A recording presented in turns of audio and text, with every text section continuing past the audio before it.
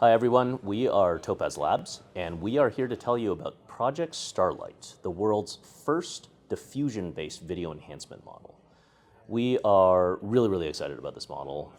We've been doing video enhancement for 20 years now, and this is probably the most excited we've been about any model since we first released Video Enhance. And the reason for this is it's truly a technological jump. It's not just an incremental improvement like we have been doing for the last 5 years. And these tech innovations allow us to do things that were previously impossible before. Before we get into it, one of my favorite clips that we put in Starlight is this one of JFK over here, where you can see the original shot in over 50 years ago. And you can see that the before is extremely noisy and compressed. And the after looks like it was shot on a modern camera yesterday. This is just one example out of many that we can show you throughout this video, but wanted to give you a quick taste first. Like I said before, this is a true tech innovation, and we have Kevin with us today to tell us how we did it. So what's the magic sauce, Kevin? Let's assume you have a 1080p video, like 1,000 frames, that it has very bad quality. You know that each frame can be bad in a different way, so it is super challenging because if you look at the pixel numbers, each frame we have 2 megabytes pixel. In total, we have 2 billion pixels. So it's kind of a 2 billion by 2 billion complexity problem if we want to use all the information to restore it. So what we're doing is that we use a diffusion approach. We start with pure noise. It looks like that we're solving a puzzle by putting the right pixel into each location. So basically, we're figuring out like 2 billion locations. And we're trying to, in order to recover 1 pixel, we look at all the 2 billion pixels. So it's very computationally intensive, but the result looks fantastic. So I will show one result from our customer.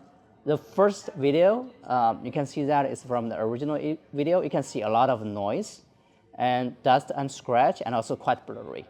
The second one actually is restored by the traditional approach. You can see that it somewhat removed some of the noise, but you can still see some of the noise in quite a lot of frames, and also you cannot remove the dust and scratch, and it still remains very blurry.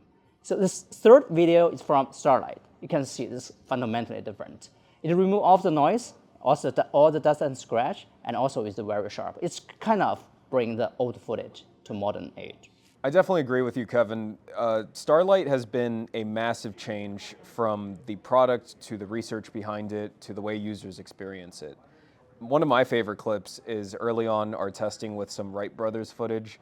That's one of the most extreme cases of low quality video out there. And even though the clip isn't perfect, it's really a strong indication of what's possible with this model and how different editing teams and visual effects artists can start to use it to really breathe new life into their archival footage. So we're really excited to see that. And because of the extremely high GPU demand of the model right now, we're offering it on our cloud rendering service, but that's also enabled us to make this model technically the most accessible one ever in video AI through the web app. For the first time, you can just be on your web browser, try out a 10-second clip completely for free right now, which Eric will talk about more. And that will be probably the fastest way anybody has ever experienced enhancement through our models before. Another really interesting use case, which we were surprised by in the development process, was using Starlight for high-resolution video that shows severe aliasing. It's kind of an edge case, but in many cases, that could be the difference between totally usable footage and a really big problem for production teams. As with our other models, it's a process of discovering what it can really help with and bringing that to users and helping them understand how to choose between our different tools depending on what they're trying to solve. Yeah, absolutely. I think we've been surprised a little bit by some of the results that this model can achieve. For example, we didn't think it would be good at upscaling generative AI content, but it turns out it's amazing at it. And it's interesting because for this model, we approached it a little differently than we have in the past. In the past, we asked the question, in order to create a model that is fast enough and small enough to run locally, how much quality can we achieve there? For Starlight, we inverted the question and instead said, forget all other constraints. What could we do to achieve the highest level of quality, period, forgetting about anything else? Project Starlight's quality level is the result. Now, it's a massive model, it's pretty slow, it costs us a lot. In fact, every time you run Starlight on the web app right now, we lose money. But the quality is amazing. So now that we know the quality bar is high, we're going to go into it and optimize it and try to make it run on more devices, make it cheaper for us and for you as well.